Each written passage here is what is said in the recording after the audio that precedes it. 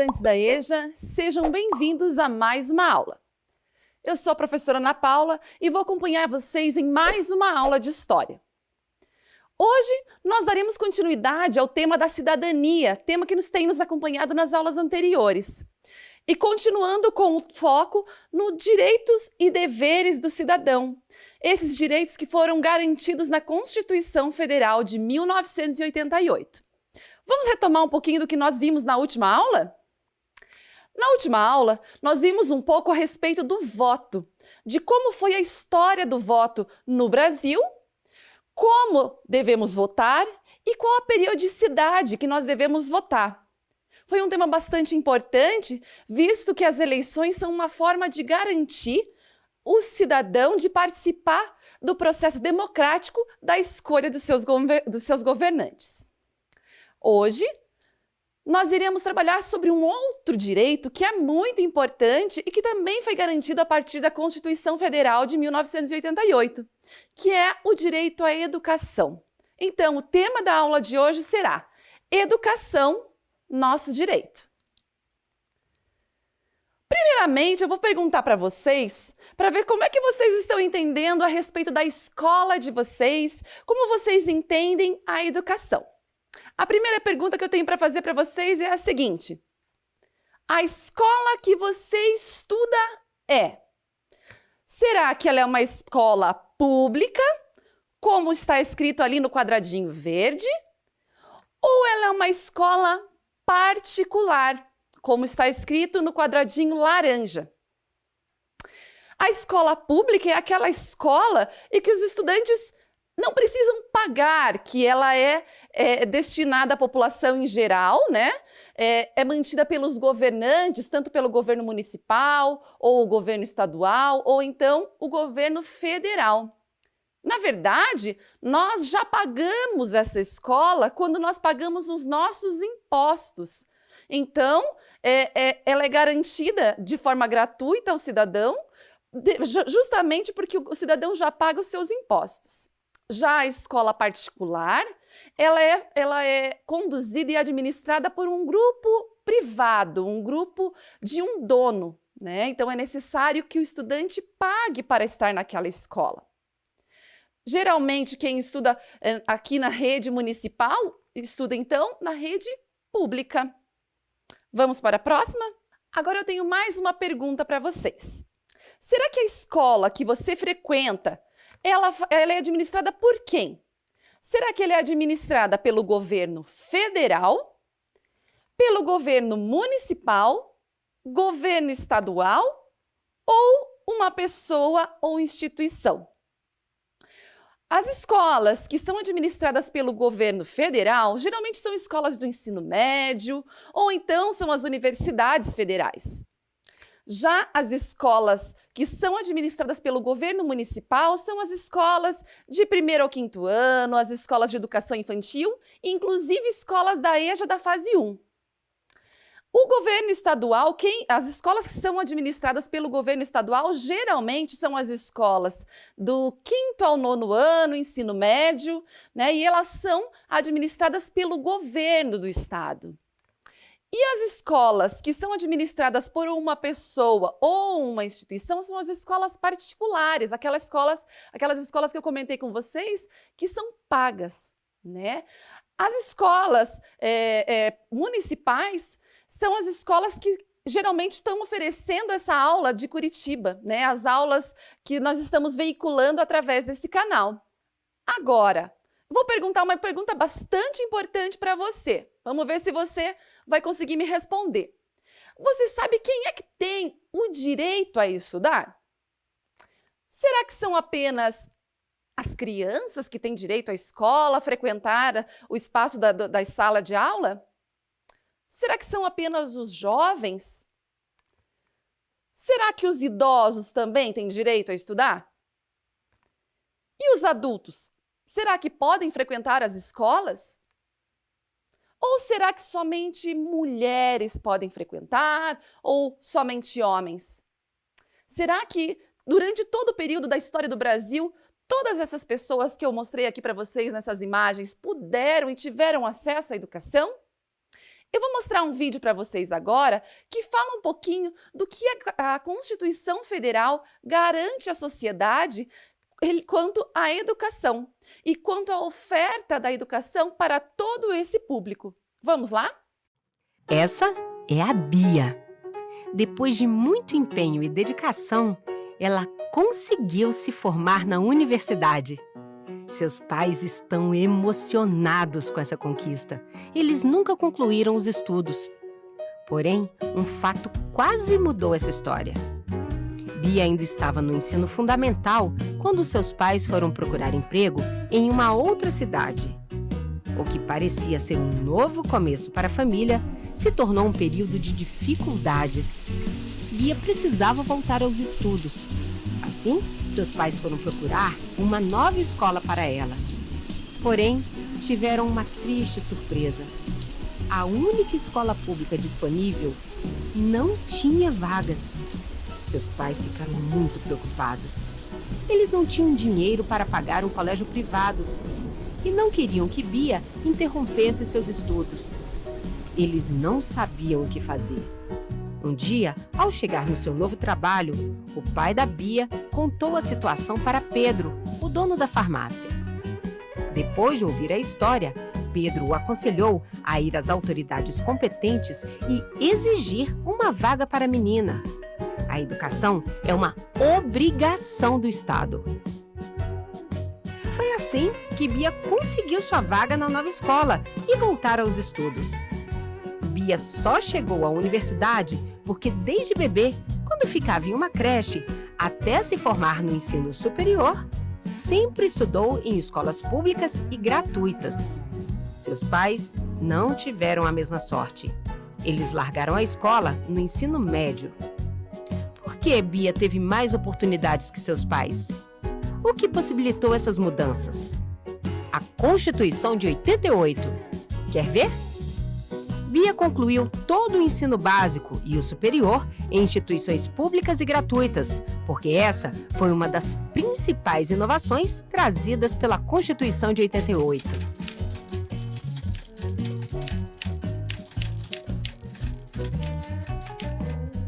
A vaga na nova escola também foi a nossa lei maior que garantiu esse direito.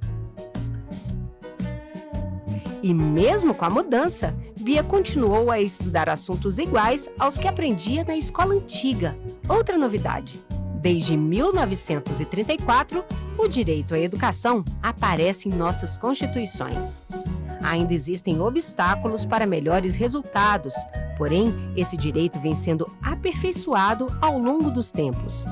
Na atual Constituição, a educação ganhou força e alcance, inclusive em áreas voltadas para os serviços do Estado.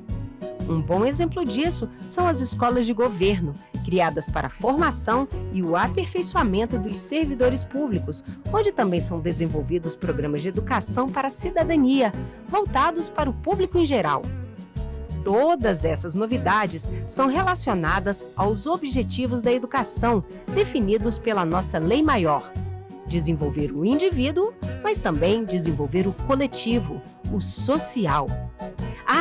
Hoje os pais da Bia voltaram a estudar, pois a Constituição de 88 também garante ensino gratuito para os adultos que não puderam frequentar a escola na idade própria. Sempre é tempo de aprender, né?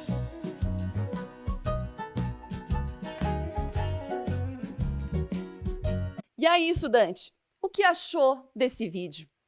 É uma história bastante importante, né? Porque ela mostra para nós a importância da educação gratuita para todo cidadão. A partir desse vídeo, nós conseguimos ver a importância da lei e da Constituição Federal de forma a assegurar que todos os cidadãos tenham acesso à educação de qualidade, gratuita, e que essa educação pode promover a mudança social na família de vários cidadãos. Para você, será que esse direito está fazendo a diferença? O direito à educação faz a diferença na sua vida? Será que você teve essa possibilidade que essa menina do vídeo também teve? Você teve a possibilidade de estudar desde criança? Você teve a possibilidade de estar dentro da escola em todos os períodos da sua vida? Talvez antes a sua possibilidade de estar na escola não foi garantida. Mas, de acordo com a lei, você, estudante da EJA, tem direito de frequentar a escola, e uma escola com qualidade. Agora eu vou mostrar para vocês o que a Constituição Federal fala a respeito da educação. Vamos conferir na imagem? Segundo o artigo 205 da Constituição Federal, a educação, direito de todos e dever do Estado e da família, será promovida e incentivada com colaboração da sociedade, visando ao pleno desenvolvimento da pessoa, seu preparo para o exercício da cidadania e sua qualificação para o trabalho. Esse artigo é bastante importante porque é a partir dele que a Constituição garante que todo cidadão tem direito a frequentar a escola, entendendo que a escola é o local que vai preparar esse cidadão para o exercício da cidadania e para a sua qualificação para o trabalho. É a partir da escola que a vida dessas pessoas é modificada. É a partir da escola que esse cidadão pode pensar num futuro melhor para a sua família e para a sua sociedade. Agora, vou mostrar uma outra parte da Constituição que é bastante importante, que fala como deve ser essa oferta da educação para a sociedade. Vamos lá? O artigo 206 fala que o ensino tem que ser ministrado com base nos seguintes princípios: o da igualdade, entendendo que todos os estudantes devem permanecer na escola e devem ter acesso igualitário dentro da escola. A educação também deve ser baseada no princípio da liberdade, entendendo que os professores e estudantes têm direito de aprender, de ensinar, de pesquisar. Eles têm uma liberdade de pensamento que por um período da história, esse pensamento e essa liberdade foram proibidos. Em determinado momento da história, não se podia ensinar todos os conteúdos que são previstos hoje em dia. Existia um período de cerceamento dessa liberdade. A escola também o ensino deve ser ministrado com base no pluralismo de ideias. Não existe apenas uma concepção correta, não existe apenas uma linha, uma vertente, uma linha de pensamento que seja o certo, o correto. A escola é o espaço de pesquisa, de debate, de construção do pensamento. Outro princípio bastante importante que traz essa lei é a gratuidade, que a escola deve ser ofertada de forma gratuita para todo cidadão, entendendo que é dever do governo oferecer esse direito a todas as pessoas. É também um princípio a valorização desses profissionais que estão dando aula.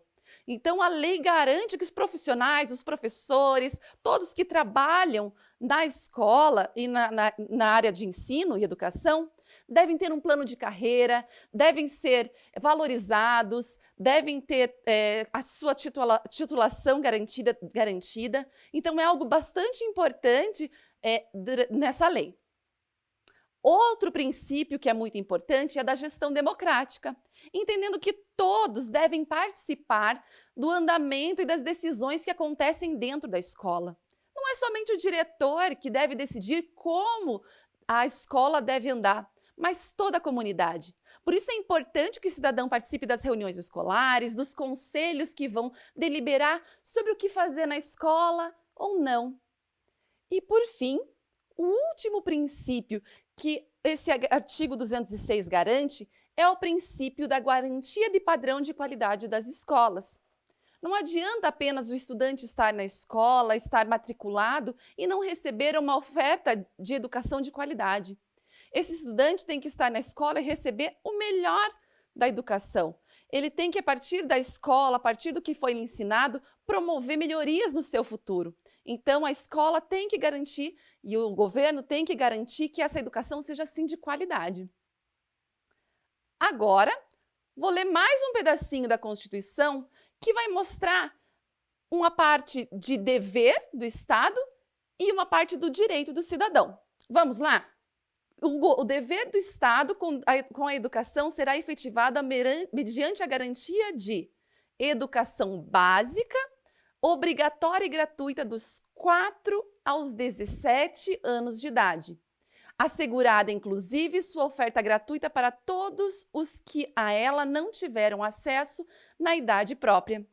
Esse é um direito que o cidadão tem, de ter uma educação de qualidade, tanto na educação básica, lá dos 4 aos 17 anos, como também as pessoas que não tiveram acesso à educação na idade correta, que geralmente é o caso dos estudantes da EJA. Então, você, estudante, também tem direito a receber a educação de qualidade e permanecer nas escolas de forma gratuita. Mas esse artigo também mostra um dever, que fala o seguinte: compete ao poder público recensear os educandos no ensino fundamental, fazer-lhes a chamada e zelar junto aos pais ou responsáveis pela frequência à escola. Além de ser um dever do Estado ofertar e fazer com que esses alunos permaneçam na escola, também é um dever da família acompanhar tanto a frequência como o rendimento dos estudantes. É importante que os pais saibam se seus filhos estão frequentando a escola, se eles estão aprendendo, acompanhar junto à escola, junto ao professor, junto à equipe pedagógica, esse estudante, trazendo possibilidades de que esse estudante continue aprendendo sempre. Agora, eu tenho uma pergunta para você. Qual será a importância da escola para o indivíduo e para a sociedade? Eu vou querer que você responda isso para mim. Então, por isso, agora, pegue seu caderno, anote a disciplina de hoje, que é História, a data que você está assistindo essa aula e o tema da nossa aula, que é Direito à Educação. E logo abaixo, responda para mim, por que você acha que a escola é tão importante para os indivíduos e para a sociedade? Vamos lá?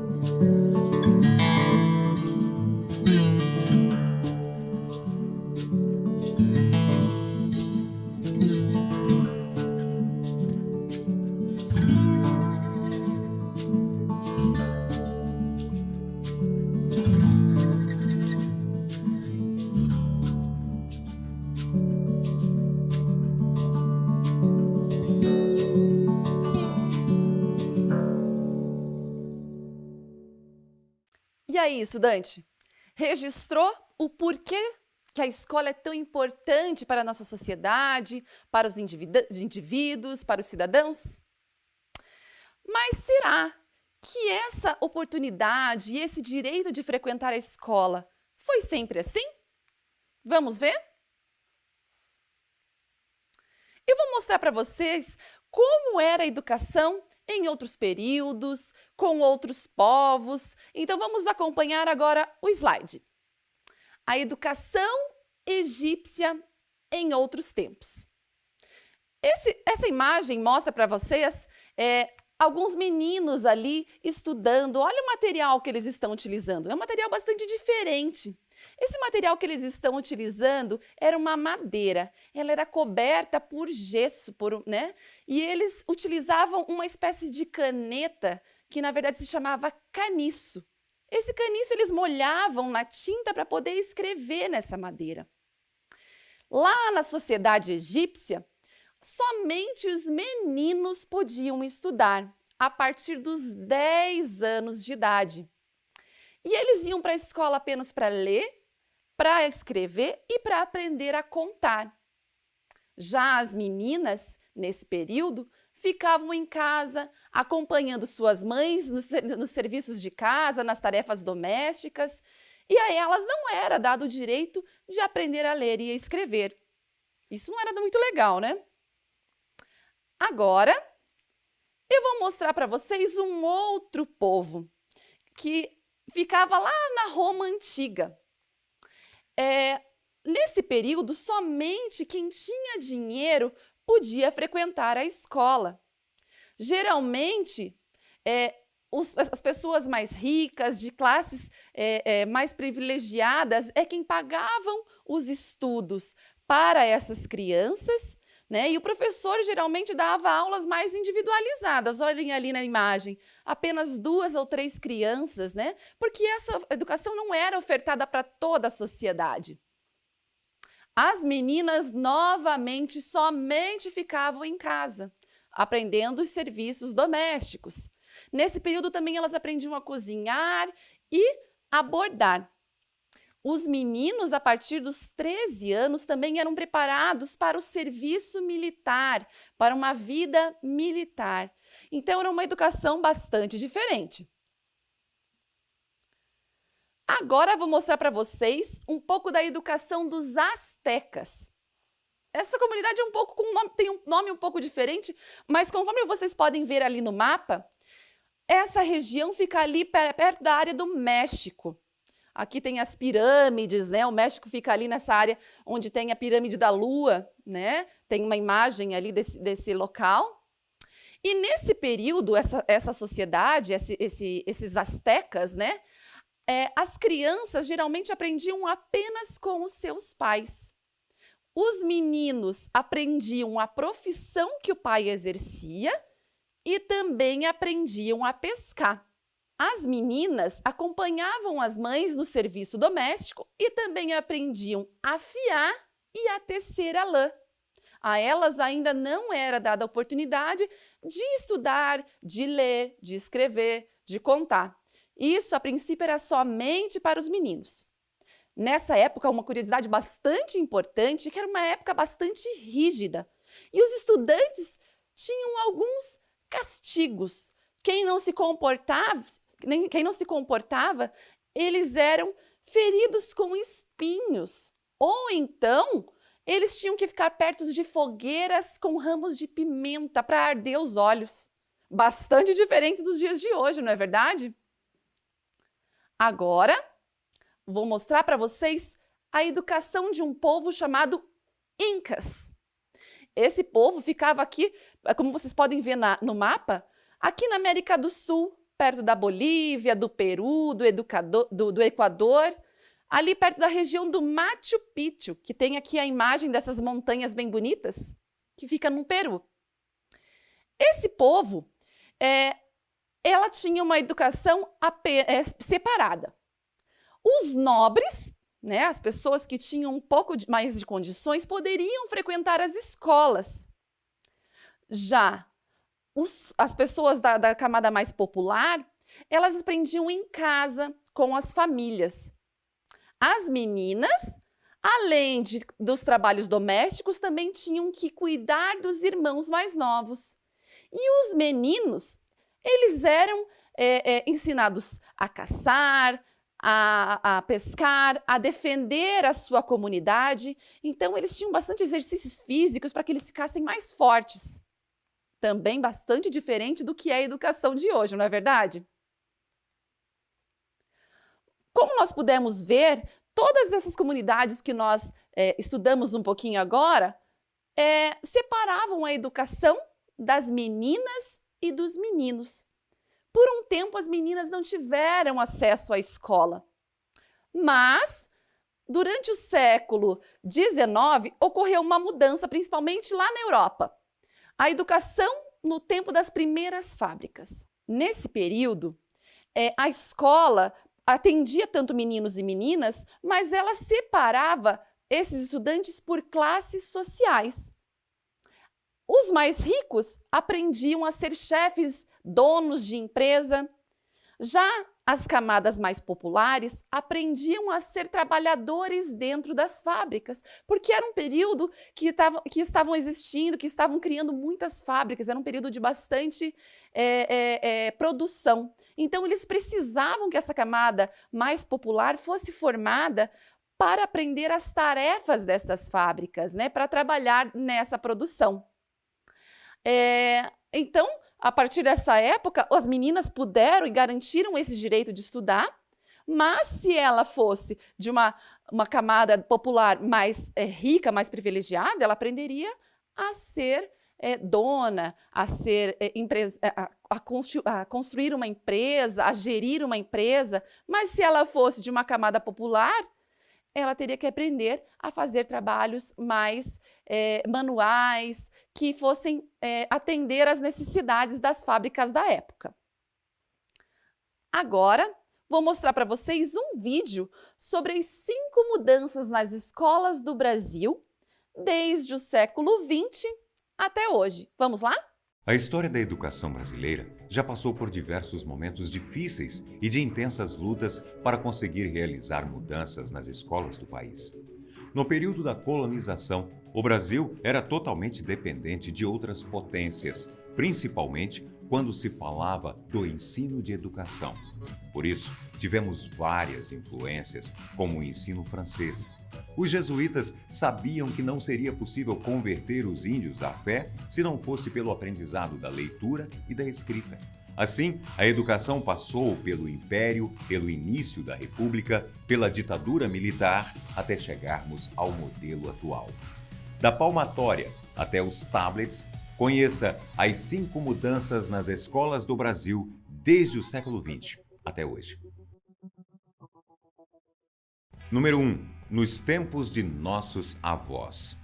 No início do século XX, as escolas tinham métodos de ensino bastante rigorosos e a maioria dos estudantes faziam parte da elite brasileira. Qualquer outra criança ou jovem que fosse de classe baixa não tinha condições de estudar. Os estudantes sofriam grandes pressões em sala de aula quando não conseguiam aprender alguma disciplina.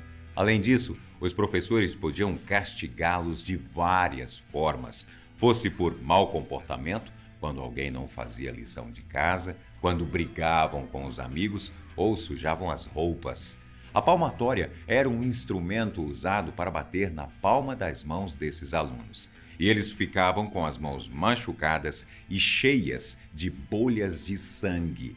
Outro método de castigo era colocar os alunos de joelhos dobrados em cima de feijões ou milhos, o que era extremamente doloroso. Puxões de orelha também eram comuns na época. No Reino Unido, esse tipo de punição corporal foi banida em todas as escolas no final dos anos 90. No Brasil, o uso da palmatória se tornou crime nos anos 70. Número 2. Durante a ditadura militar. O período da ditadura militar durou 21 anos. Nessa época, as escolas eram um alvo do governo, como forma de controle e espaço para doutrinar crianças, jovens e adultos.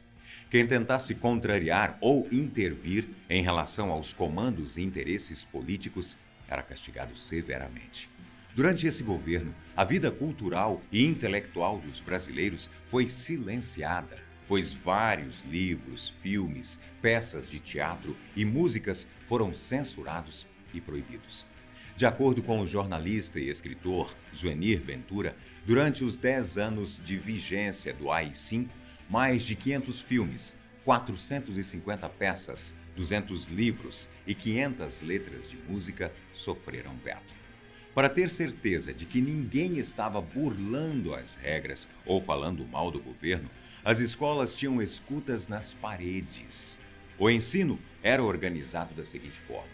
Começava pelo pré-primário, que era o maternal e jardim de infância. Depois o primário, com duração de 4 anos. E por último, o médio, com 7 ou 8 anos de estudo. Essa última fase era dividida em ginasial e colegial. Um dos materiais escolares mais utilizados eram caneta de madeira com pena metálica, uma cartilha de alfabetização chamada Caminho Suave e o livro Desenhocop. Era uma febre, pois ajudava os alunos a fazer desenhos escolares como mapas, partes do corpo humano e animais. Tinham os moldes ali prontinhos. Era o mais próximo do tecnológico que as crianças tinham nos anos 70. Número 3. A melhor parte dos anos 90. Para quem estudou nos anos 90, talvez agora vai sentir aí uma pontinha de nostalgia. Nessa época, os trabalhos eram feitos à mão, em folhas de papel ao maço e com pauta. As apresentações eram feitas em cartolinas coloridas e para fazer as pesquisas não tinha Google não, viu? A salvação era a Enciclopédia Barça e a biblioteca do colégio. Também era comum os professores de língua portuguesa mandarem aos estudantes lerem uma coleção de livros chamada Vagalume e também a coleção Os Caras, do autor Pedro Bandeira. Como ainda não existiam as redes sociais, era comum os alunos trocarem bilhetinhos entre os colegas, bater tazo na hora do recreio ou brincar de elástico. Outra coisa que era muito divertida, os caderninhos com várias perguntas curiosas e instigantes que você podia responder anonimamente. Quem por aí lembra disso? No final do século XX, o relacionamento entre professor e aluno se tornou maior, porém, a forma como as disciplinas eram ensinadas deixava os alunos cada vez mais desmotivados e impacientes. Esses foram um dos primeiros sinais para mostrar que os alunos queriam novas formas de aprender e já estava passando da hora das mudanças chegarem. A chegada da tecnologia foi um fator de extrema influência para isso. Número 4. Tecnologia na sala de aula. O século XXI é marcado pelas descobertas científicas e pelo boom da tecnologia em nossa sociedade. Isso também atingiu as salas de aula em todo o país. Só que ainda é muito difícil os professores se adaptarem com o mundo da web, já que a maioria ainda está acostumada com o método de explicar um conteúdo por 2 horas seguidas, sem o apoio da tecnologia como forma dinâmica de ensinar os alunos. Por isso, é possível ver tantos jovens publicando pela web o inconformismo e impaciência com os professores. Só que existem casos bem desagradáveis de professores que já pegaram seus alunos falando mal deles pelas redes sociais. Por exemplo, um garoto nos Estados Unidos publicou em seu Twitter o seguinte: "Te odeio, Sr. Torrance.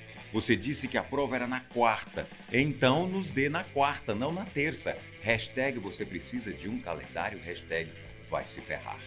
O professor tirou um print desse tweet e colocou como papel de parede em seu computador para mostrar em uma projeção na sala de aula e envergonhar esse aluno. O novo lema dos professores do século XXI é a seguinte frase: "É preciso olhar para frente antes que fiquemos para trás." Número 5. As escolas de hoje. Apesar de várias mudanças positivas já terem acontecido em nosso país, a educação básica ainda é um ponto de baixíssimo investimento pelo governo. Na Europa, o investimento anual da educação costuma ser, em média, $5,5 mil por aluno e, nos Estados Unidos, $9 mil. Sabe quanto é investido aqui no Brasil por aluno anualmente? Uma média de R$2.000. Em uma entrevista realizada com o integrante do Conselho Nacional de Educação, Mozart Neves Ramos, o ensino médio brasileiro é exaustivo por causa do excesso de disciplinas. Por isso, apenas 11% dos alunos aprendem o que seria esperado em matemática e, em português, apenas 25%. Esse método de ensino não dialoga mais com o mundo dos jovens e, por isso, 40% dos alunos que desistem de estudar fazem isso porque se sentem desmotivados. Mozart Ramos afirmou em sua entrevista que, atualmente, temos uma escola do século XIX, professores do século XX e alunos do século XXI. E aí, concorda com isso? Uma coisa não podemos negar: a educação é muito importante para qualquer nação e o ideal é que fosse mais valorizada. Até o próximo vídeo, te espero. E aí, estudante? Muito legal esse vídeo, né? Nele nós pudemos ver como a educação modificou ao longo dos tempos. Os materiais escolares mudaram, os uniformes mudaram, a forma de resolver os conflitos da escola mudaram. Na próxima aula nós vamos ver um pouquinho mais sobre essas mudanças nesses materiais, que é bastante interessante, eu tenho certeza que vocês vão contribuir bastante. Agora, vamos para a hora da atividade. Eu vou pedir para que vocês registrem no caderno de vocês a resposta para a seguinte pergunta: em sua opinião, o que mais se modificou ao longo dos tempos nas escolas? A partir de tudo isso que a gente viu, daqueles povoados antigos, a partir do vídeo que a gente assistiu, o que você acha que mais mudou dentro das escolas? Eu vou deixar um tempo para você responder. Vamos lá?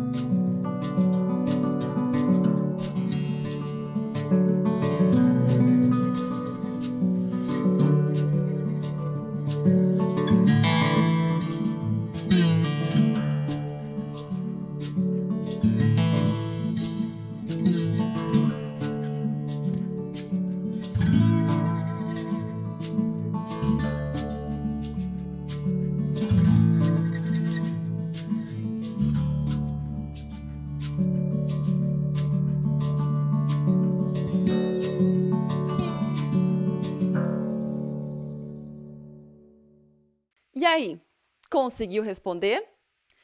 Se você quiser mandar para sua professora, para que depois ela encaminhe para a gente e nós possamos discutir a respeito da sua resposta para a próxima aula, eu vou ficar bem feliz. Então, eu aguardo vocês na semana que vem para nós darmos continuidade a essa aula sobre as escolas de antigamente, sobre os materiais de antigamente. Conto com vocês, ok? Até mais!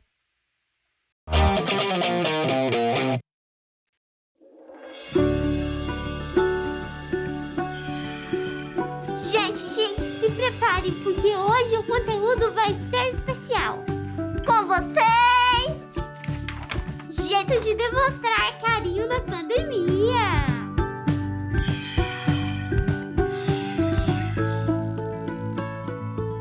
Jeito número 1, o pezinho.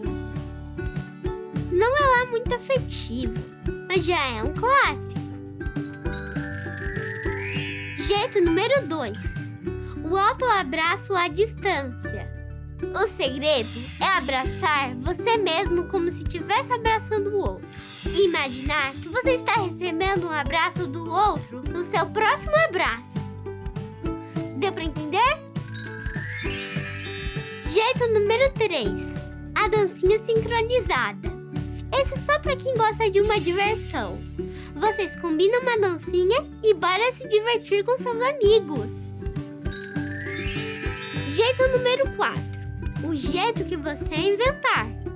Vale qualquer coisa, vale tudo junto.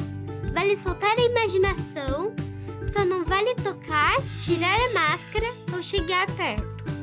Por mais que você goste muito do seu amigo, é preciso manter o distanciamento. Ou seja, fique sempre a 4 passos bem grandões dele. Ficamos combinados? Então, até mais!